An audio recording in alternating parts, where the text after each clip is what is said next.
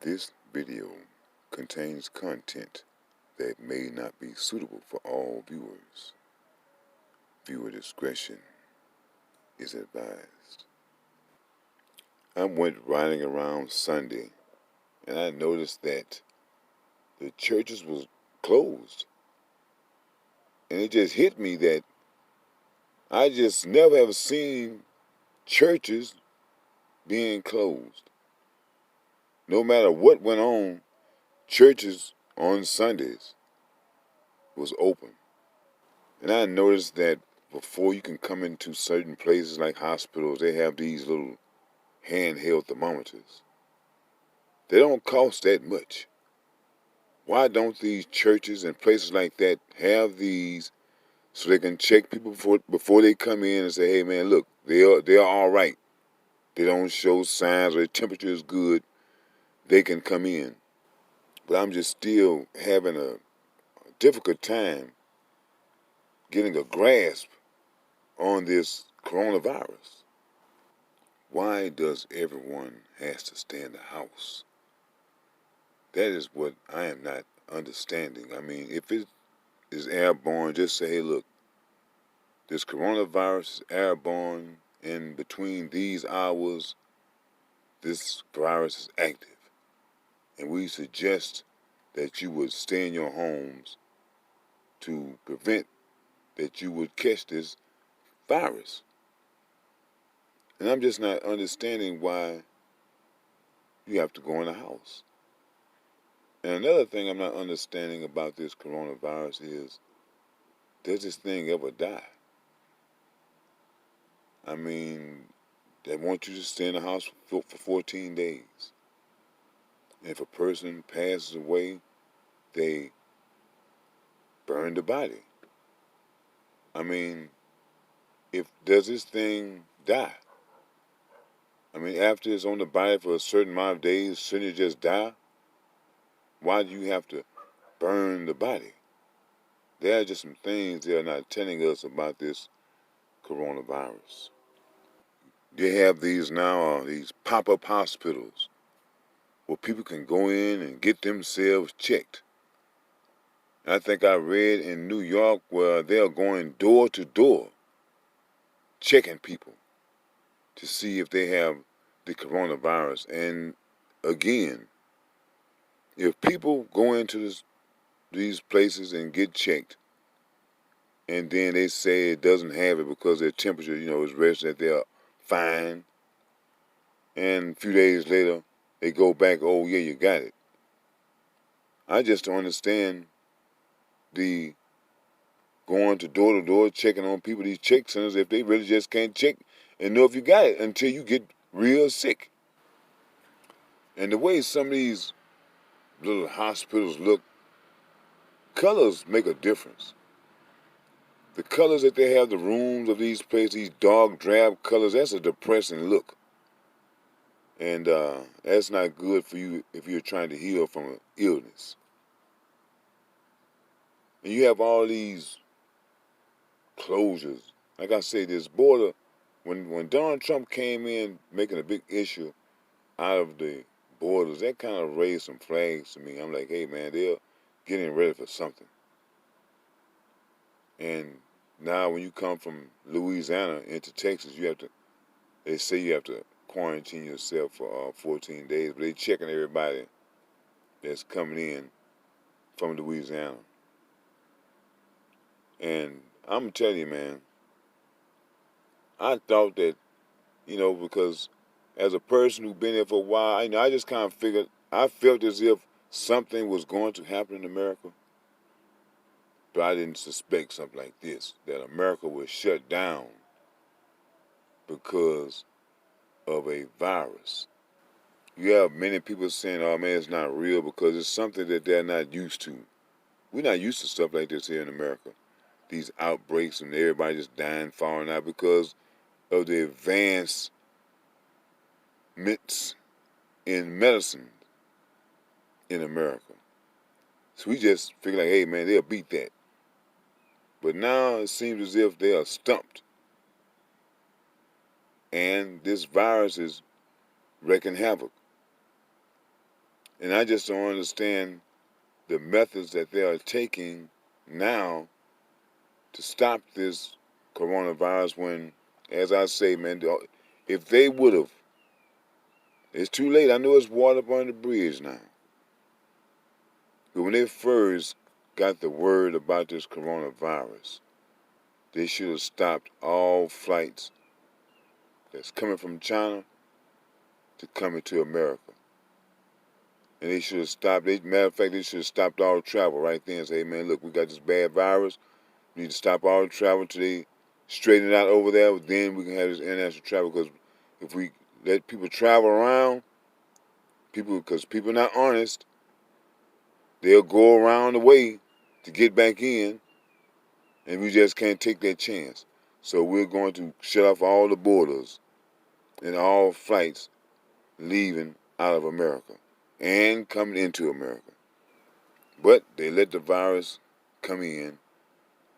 They don't know what all of these people are, who they are, what other people they may have infected. And so they're just running around. And I keep telling everybody, I know that one of these days that they are going to want to try to test everybody to see, oh, if you got it. Oh, you got it. When it's quite simple. Track down everybody that you know went overseas. They keep records. I'm quite sure American Airlines and all the other airlines keep records of people that passengers they have flown on their planes. And, it's in the military too. Because military people travel around. You let foreigners in the military. You have Asians in the military that have went to China for the Asian New Year. But people don't want to make this a racial thing. And at the same time, how do you know that that's not a terroristic plot to play on your sympathy? I've heard stories about guys that were in Vietnam and how they said that they would get a baby and tie a bomb and have a bomb strapped to a baby. They know that Americans love babies, so they run over there to say the baby is a bomb. Boom, blew up the baby and him. So they might be using this sympathy tactic. Oh, you're talking bad about Asian China, and that's the way to let it in, because remember, China and America are enemies. And I don't care what you say, because there are people in Japan that hasn't forgot about, what y'all did either. So America really need to watch their back and quit allowing people into this country for the sake of money. You just see money. Oh, these Asians, they bringing in money. That's all you're thinking about. But you're not thinking about the lives of the American people who are suffering right now because of your greed for money. We're not benefiting from it. You benefiting from it. I mean, you have people walking around here now that's scared to show that they have just a regular cold. You better not snivel or sneeze. All eyes on you. This thing reminds me of those Jordans. They'd make those Jordans, and they would never put enough shoes in the store for the demand that they know they was going to have for those shoes. And now, you got this coronavirus scare. You can't find face masks. You can't find gloves. You can't find hand sanitizer. What happened to the companies that are producing these? Why are you putting a cap on what they can make? It has to be, because I know they wouldn't mind making the money. So I know they would make it. But I also know about this American system. They will put a cap on what you can make, on how much you can make. Now it is creating a demand. They selling these damn masks, $3 a fucking mask. And you can't use that one same little mask all day. Probably got to have 3 or 4 of them. Maybe 5 a day. And I just don't understand why they have failed to mention that you have to also protect your eyes. Why no one is selling goggles? Well, I shouldn't have said that.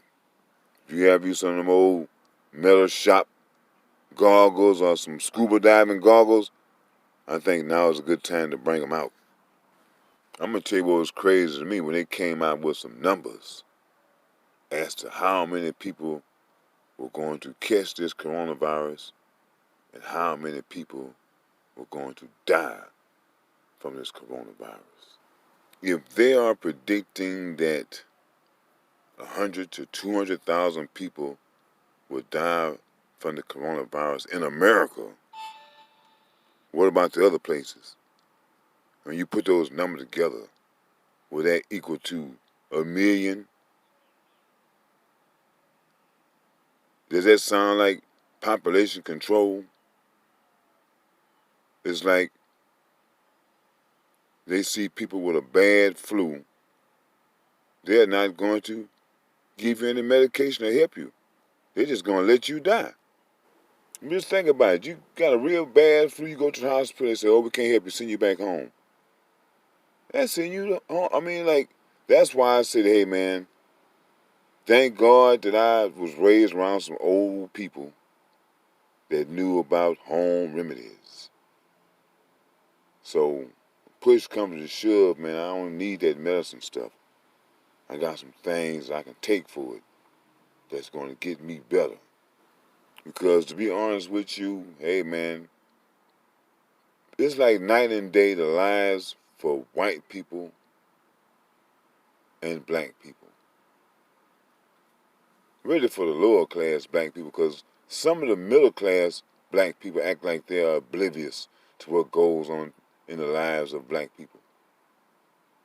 And we've always had to take care of ourselves. We couldn't rely on no damn hospital or the doctors.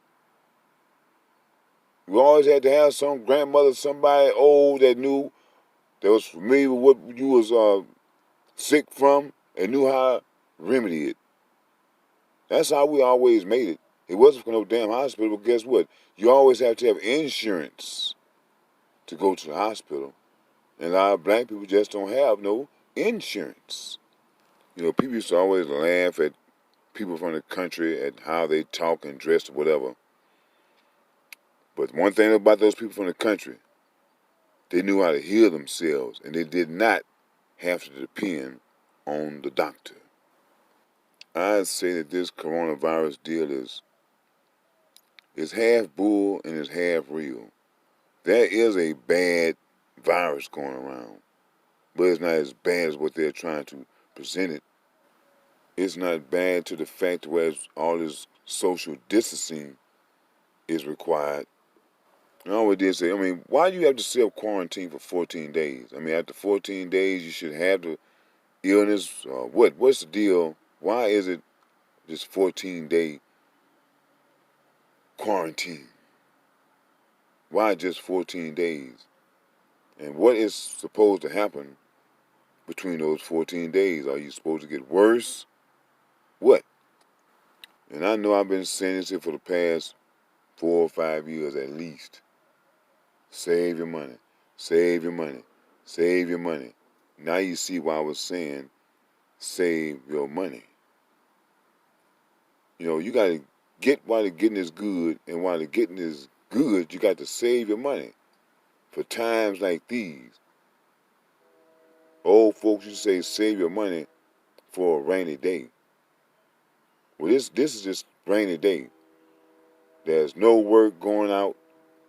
People have spent up most of their money when they first started talking about this coronavirus. Everybody going to the store, buying up everything at the store. Now you have been going to work. You don't have no more money. But you still have needs. That's why you're supposed to save your money. And I'm going to go on the record and say that half of the people that are out of the people that are out of work right now, at least half of those people won't have a job to go back to after this is over with. So what are you going to do for a living?